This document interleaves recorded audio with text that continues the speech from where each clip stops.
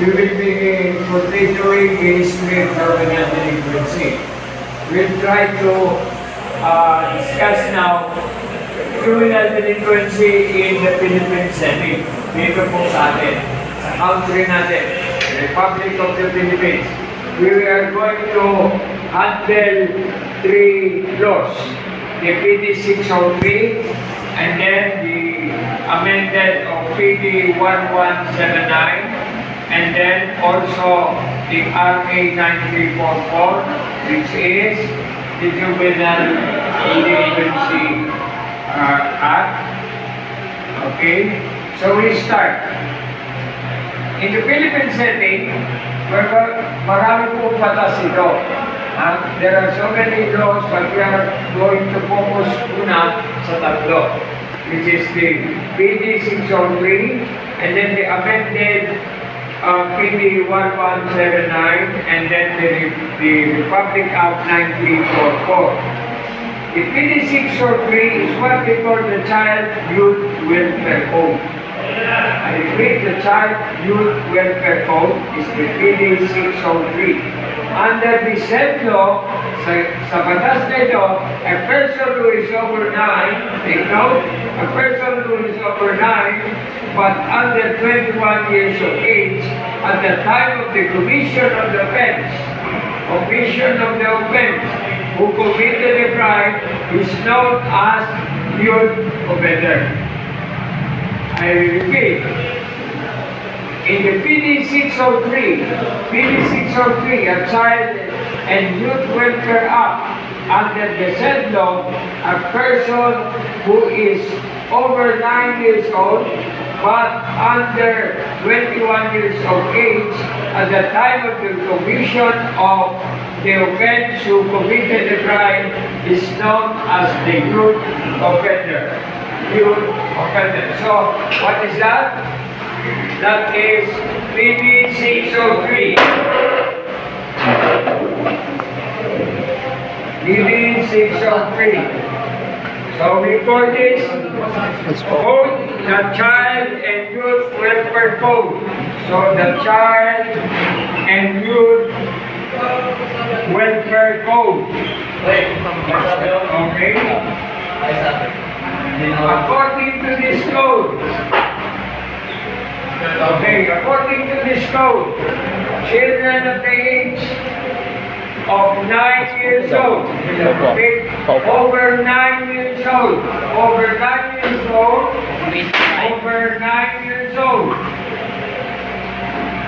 okay, and but under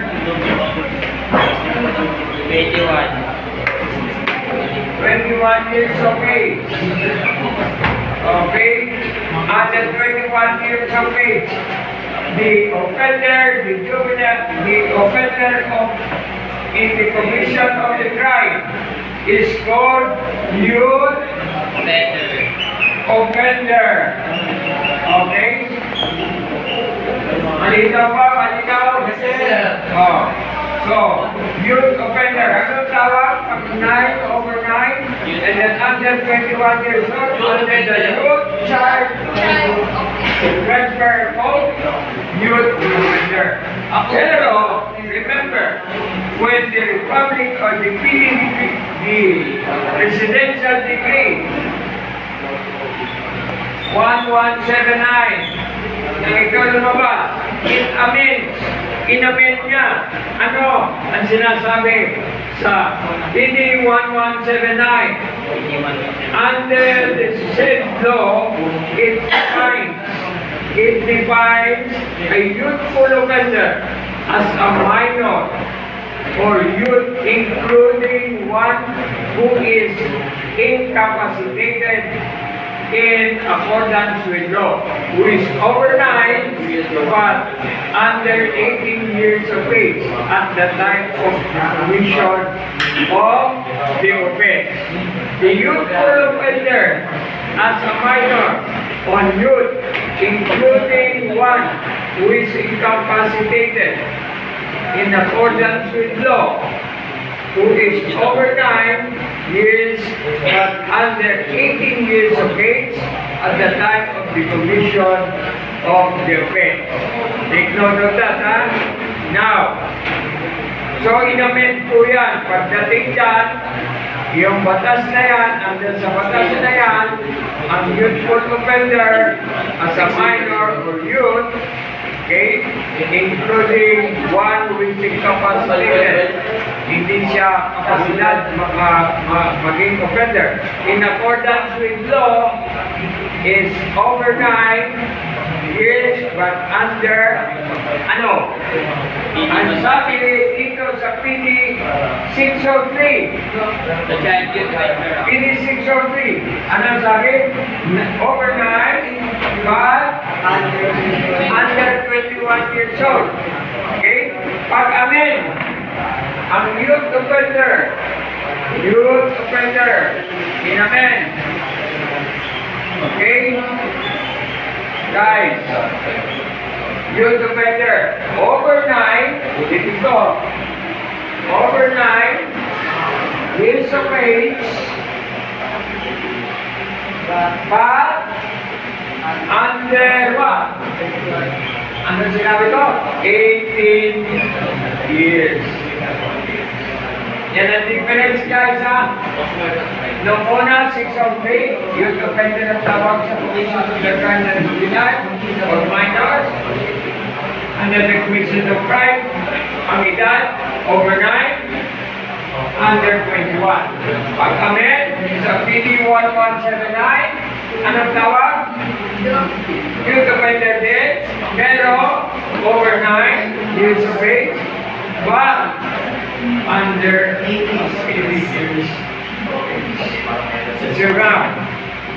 Now, dito on the Public Act 9344. The age is 15. Remember this, ha? 15 below.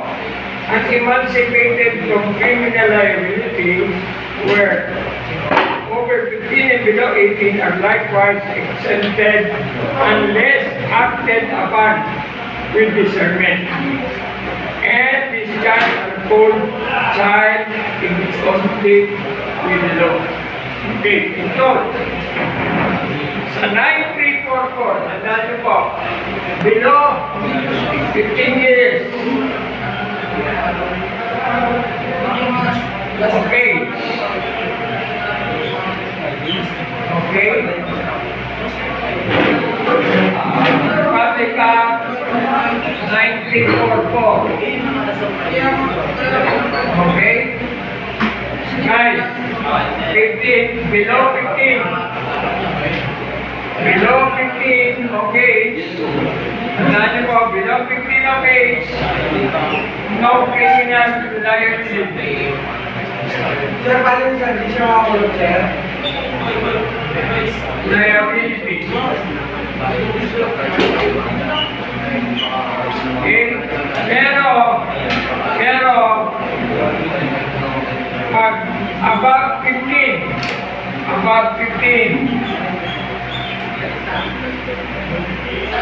and below 18 or under 18 years of age, okay? You are minor. You are called child in conflict with the law. Okay? Ngayon, may nagtatanong kanina, kulong ba to? If you are under this one, mapupunta ka po 15 and below 18 years of age. Okay? Ang sentence mo can be suspended. And you will undergo diversion or rehabilitation. Okay? By the juvenile justice system. Tama po? Okay na po po? Yes, sir. Ulit ha? So above 15 and below 18 years of age, natawag children in conflict with the law, lahat po na nakakabit ng violation or crime. Okay? And then, for the meantime, if you are under this age, you are not going to be hurt or you are going, there will be a suspension of sentence. You will not be incarcerated in the jail. So, saan? Sabi ko kanina, sa mga institution of juvenile delinquency. Okay, lahat po na nagkaroon ng delinquent. Okay, pinag-usapan natin, gaya na sinabi ko, ang DPD 603, which is called the Juvenile Offenders